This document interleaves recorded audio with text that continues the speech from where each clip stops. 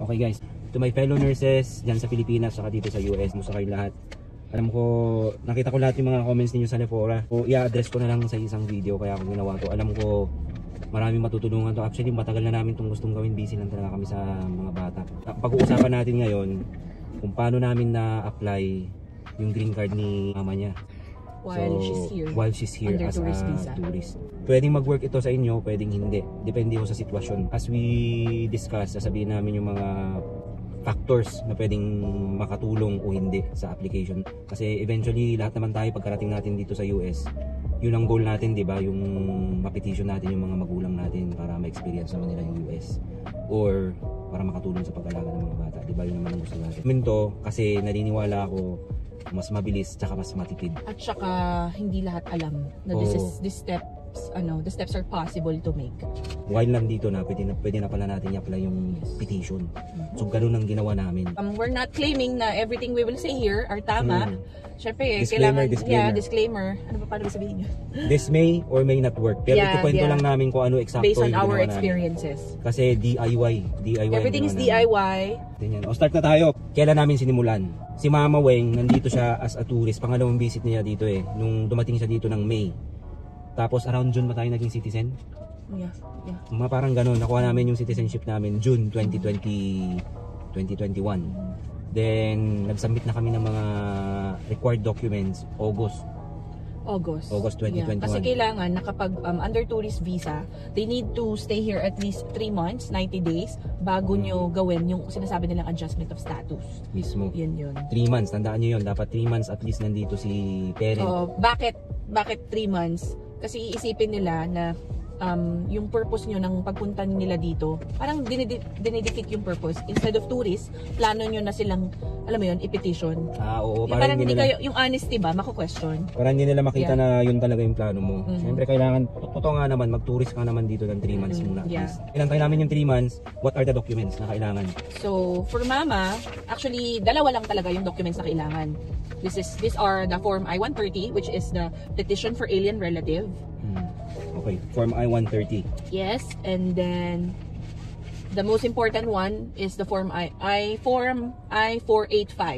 So lahat to is you can download sa USCIS website and just make sure na so we will try our best na lalagyan ko ng mga caption dyan yung mga website.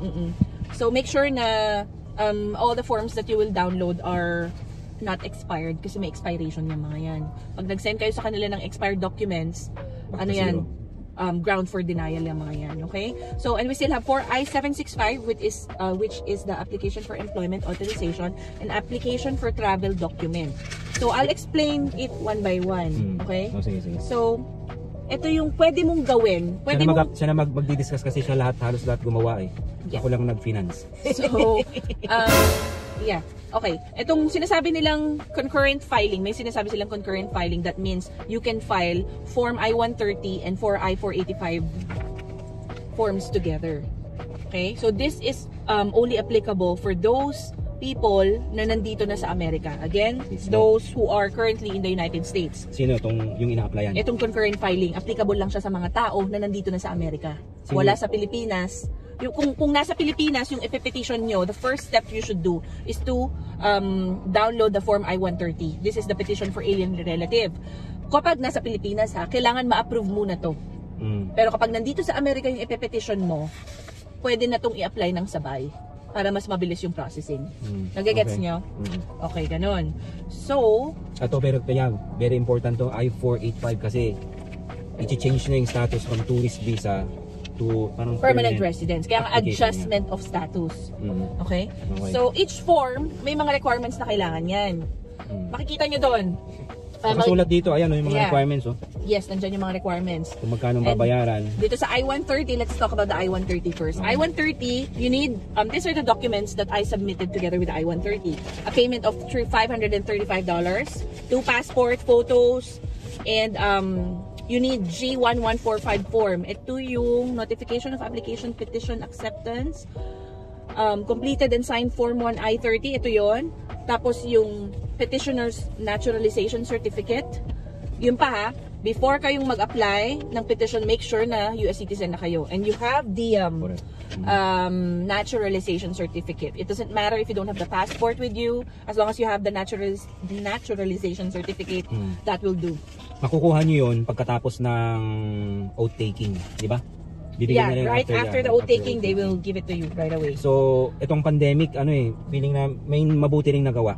So, kung mayroon mang mabuting nagawa yung pandemic na yun, ito yun. Kasi napabilis yung application ng green card, permanent residency ni mama. Tapos pati yung citizenship namin parang napabilis kasi 4 months lang. 4 months lang, parang Siguro, minsan na lang yung interview at saka yung oath taking. Alam ko dati, separate yata yun. Feeling ko, tsambahan, or siguro kasi malinis yung papers natin. Hindi, Diba dahil sa pandemic, they are trying to avoid yung exposure dati. Yeah, maybe. Pero kasi yung friend natin ang tagal eh.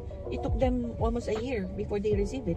Okay. So it depends pa rin who handles your paper. Case to case yan. Case to okay. case Okay, so let's make it fast. So I-130, kapag sinearch nyo sa USCIS, lalabas doon lahat ng requirements. Basic lang naman yung mga requirements. Kailangan mo as a petitioner, you need to provide your naturalization certificate, driver's license mo, birth certificate mo, and the only thing kailangan mo dito sa I-130 from your beneficiary, who is yung ipipetition mo, birth certificate tsaka passport nila kailangan. Yun. That's it. And when answering the forms, make sure na lahat ng kailangan signature answered. Nasignan yan. Walang space na blank. Put NA if it's not applicable. NA. Yeah, that's very important. Lalagyan nyo ng NA. Don't leave it blank lang.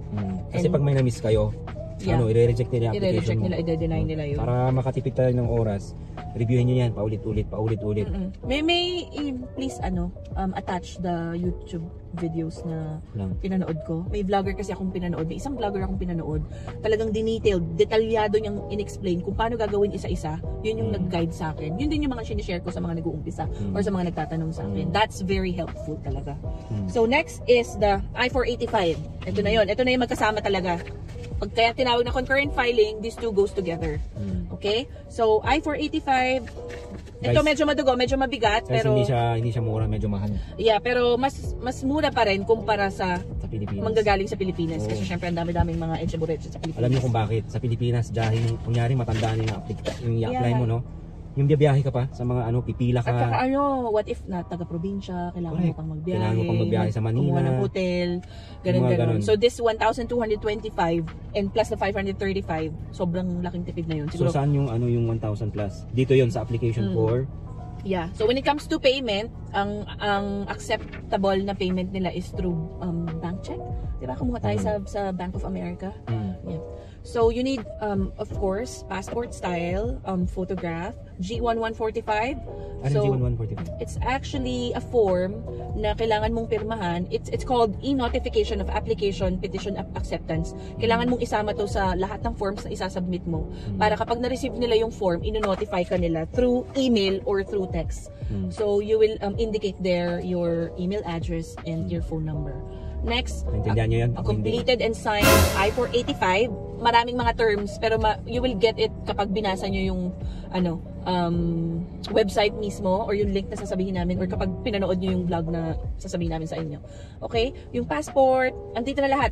Spouse certificate, yung beneficiary ID, importante yung mga yan, ID, passport, birth certificate mo as a petitioner, birth certificate ng beneficiary. Kasi syempre doon mo papatunayan na relative mo siya talaga. Like for me, my mom. So nandun yung pangalan niya sa birth certificate ko, nandun yung pangalan. Hindi ba kailangan ng mga picture ng bata kayo? Hindi naman. Unless fiancé visa. I think kailangan yun. Okay? So that's it. Kailangan ulit yung certificate of naturalization. Ganyan. So sabay mo tong sinend? Sabay ko silang sinend. August yun, Lahat, August 2020. Lahat. Medyo madugo talaga, medyo nakakapagod, medyo stressful yung pag-aasikaso ng packet, pero worth it. Okay, worth it kasi nga malaki matitipid nyo. Correct. And then, okay, so we're done with Form I-130 and Form I-485. Again, pwedeng gawin ang concurrent filing kapag ang beneficiary ay nandito sa Amerika. Yung pinipetition ninyo. Yeah, yung pinipetition ninyo. So Okay. ito, may mga factors. Sa pagkuha ng tourist visa, maraming nade-deny. Tourist visa. Okay, tourist visa. So, hindi lahat nakakapasok dito.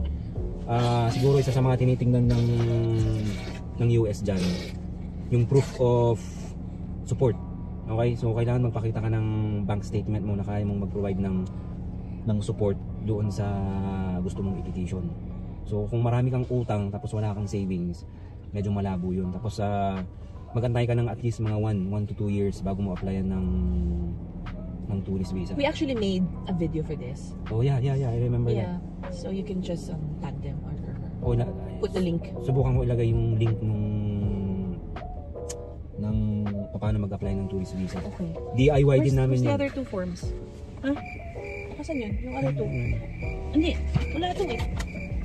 Kasan na yun? Other 2 forms. Hindi to. Okay. So, itong dalawa naman na to, last 2 forms, this is not, Ay, wait. Isa pa sa idadagdag ko. Mas maigi kung merong travel history yung bago mag-tourist dito sa US. Bakit? Kung gusto nilang mas mataas yung chances na ma-approve yung tourist visa. Kasi merong mga nadi-deny. Personally, kaibigan namin, si Ching, stable naman siya dito, may trabaho. Silang dalawang mag-asawa, may work. Pero na-deny yung nanay. Kasi walang travel history. So no choice siya. In-apply yung petition while yung mama nandoon sa Pilipinas. So matagal. Kasi walang travel history. Si Mama Weng, simple, hindi complicated yung travel history niya. Lang siya, Korea at saka Singapore. That's it. Kung kaya yung pondohan yung ganung simpleng trip, mas maigi. Hindi lang naman siguro travel history ang isa sa factors para tumagal. Siguro kasi nga galing sa Pilipinas yung beneficiary. Siguro kasi may backlog. May backlog sa Pilipinas ngayon because of COVID, kaya natagalan. Eh, syempre dito, unahin nila, dito na yung nanay ko. So, mabilis na lang, di ba? So, ito, yung Form I-131, sinasabi nila, application for travel document, ano lang to, optional, kung gusto nyo lang. So, in-applyan ko ng Form I-131 si Mama, kasi, kapag na-apply nyo na ang I-130 and I-485 na nandito ang beneficiary sa Amerika, they are not allowed to leave United States unless they get the result. Kapag umalis sila ng Amerika, mai-invalid lahat ng ginawa nyong application sa kanila. So once na ongoing application, ongoing ang processing, they have to stay here in the United States. Dito lang sa US. Dito lang. So in-apply ko tong application for travel document kasi akala ko magbabakasyon kami sa Mexico. That's outside the United States. And, you know, for emergency purposes, baka biglang kailangan umuwi ng Pinas ni Mama or something happens. May bayad ba yan? Din? Wala. This is free. This is free. Yeah. Actually, yung isang form ang may bayad. Pero kapag sinubmit mo siya together with I-1485, magiging libre siya. Kaya sinubmit ko na rin siya. May mga ganun.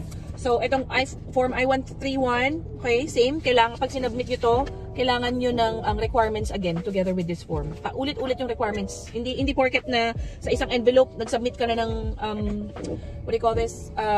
Passport. ID. That's enough. That's enough for everything. No, each form has a different requirements. Pag sinabing kailangan ng passport copy, you have to attach another passport copy. So a different set. A different set. Yeah, see? May mga clip dyan. So, lahat ng forms ko may clip.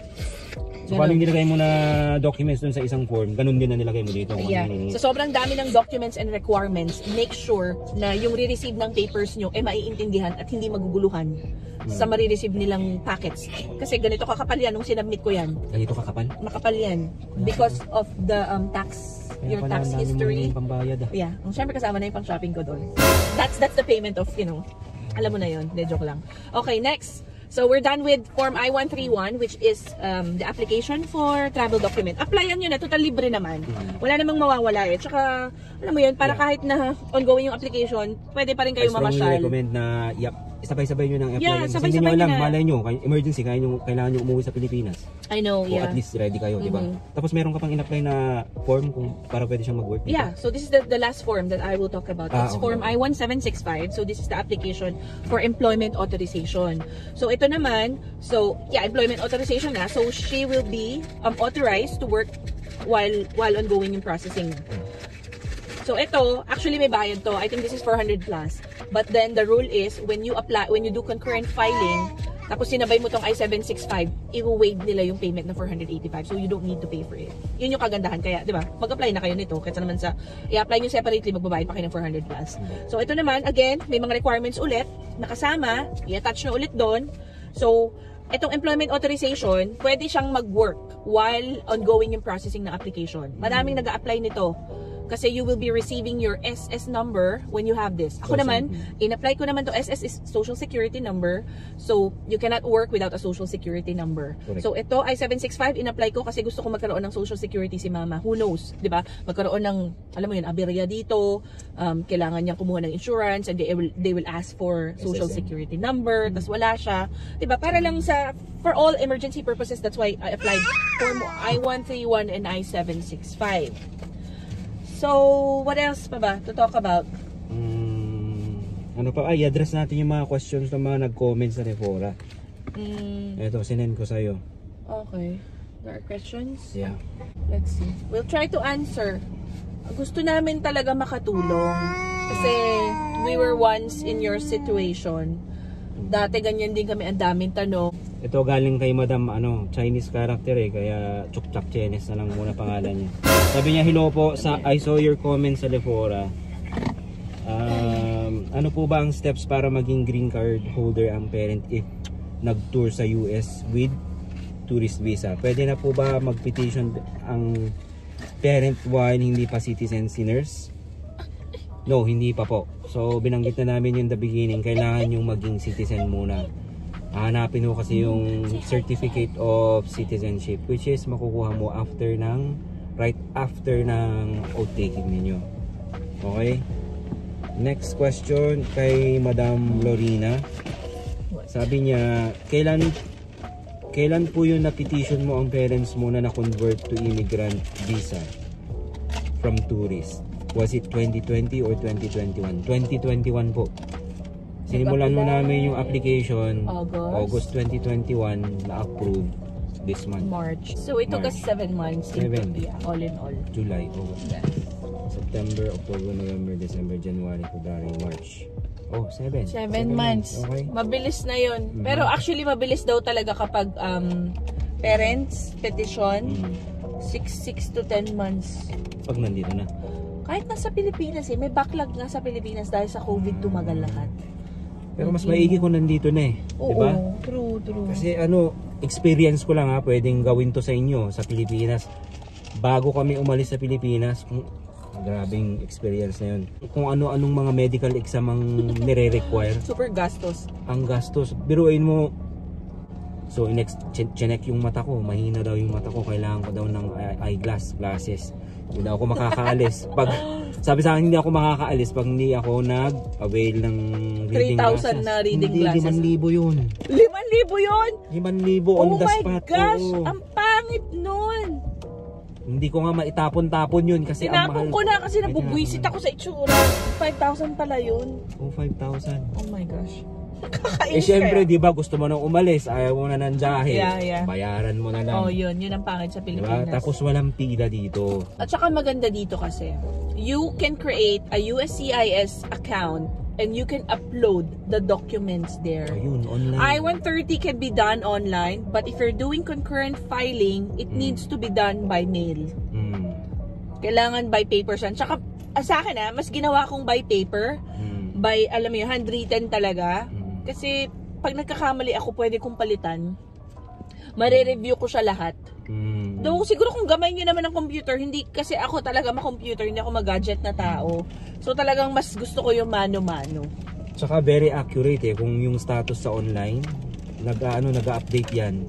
Pag nag-update yan, automatic kinabukasan parang ganun, marireceive mo na yung You mail. can also upload, download a USCIS app.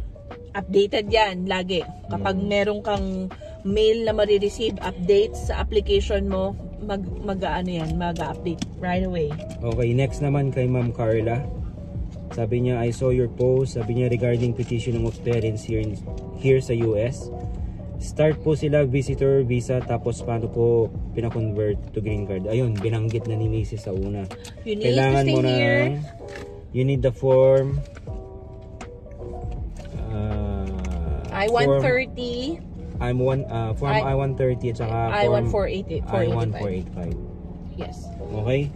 So, lahat, hindi naman lahat, yung mga iba may babayaran. And speaking of vaccine, kailan natin pinabaksin ang medical naman yan. So, yung medical na yan, after everything, let's say na-approve, you have to wait before ma-approve ang petition for alien relative, which is the Form I-130, kailangan ma-approve muna yan bago sila mag-request ng medical. Don't do medical.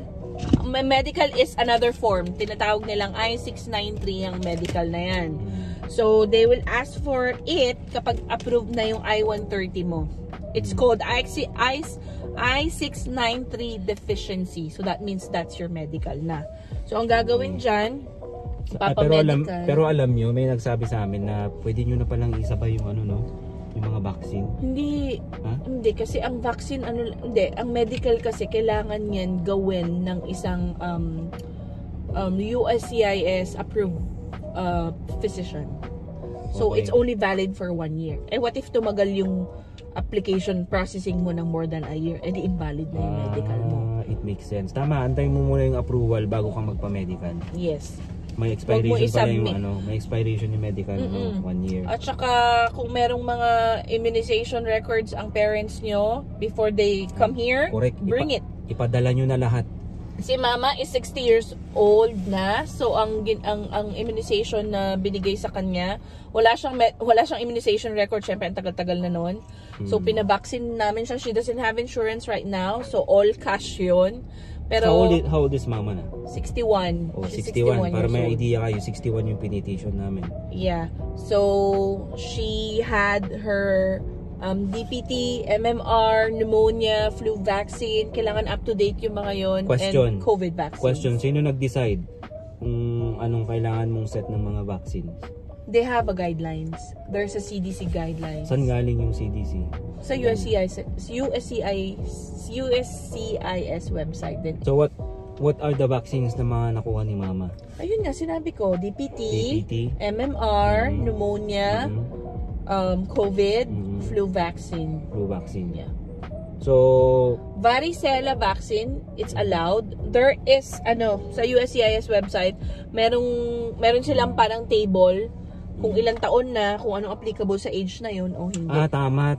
Merong per age bracket, meron silang required na mga vaccines. Yun ang hahanapin. At yun ang ipapakarga mo sa mama, sa parent, sa gusto mong i-petition. Yeah. So, tinanong namin, pwede bang pagsabay-sabayin yung vaccine? Hindi pwede. Hindi pwede. Baka mamatay yung tao. Meron kasi mga live vaccines na hindi mo naman pwedeng ibigay. Nag-antay. Ato pa, kailangan... Actually, pwede. Sabi nung pharmacist sa akin dun sa Costco, sabi niya, pwede naman, pero are you sure? Sabi niya, are you sure? Kung gusto mo patayin. Oo. Kasi isang bakuna nga naman, di ba? Advice lang. Bago nyo, bawa, na-approve na yung I-130 nyo. Hindi pa kayo right away magpapa-medical. You have to wait for the notice na they are asking for your medical. You have to wait for it. So, while waiting for the notice to come, umpisahan nyo na yung vaccine nyo isa-isa. Kasi hindi lahat yun pwede ibigay. Yung iba, after a month, bago nila pwedeng i-administer yung isang vaccine. May timeline ho yung mga vaccine. So, i-complete nyo na yun isa-isa. Kailangan nyo maging maagap sa oras. Kasi, halimbawa yung pneumonia, binigyan ka ng pneumonia after 3 weeks or 4 weeks naman yung isang bakuna. I-recommend yan nung mismong nagbabakuna kung ano yung timeline, yung spacing. Yeah. Another question, saan ho kayo nagpabakuna? Costco. Sa Costco. If walang insurance, yung parents nyo, go to Costco. And please let them know that you are a Costco member kasi they will give you massive discount. Paano kung hindi Costco member? Pwede rin sa labas. Pwede, kahit anong pharmacy naman pwede. Pero syempre ako, Pilipino tayo we'll go for the cheapest one. Pero mahal Costco, pa rin Mahal pa rin Mahal pa talaga vaccine. Mahal Mahal talaga kahit naman sa Pilipinas Pero kayang-kaya niyan mga kaibigan. Hanggang doon na lang muna kasi parang 30 minutos na tong cellphone. Baka masira yung cellphone ko ba?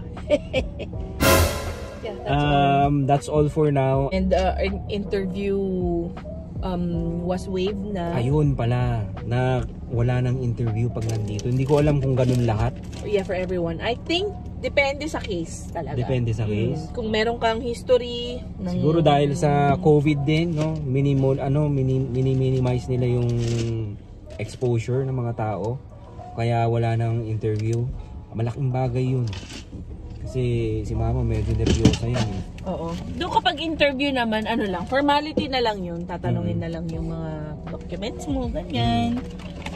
So currently, inaantay na lang namin na ipadala yung green card mismo. Sasabihin na lang siguro sa Oh. sa app mo eh.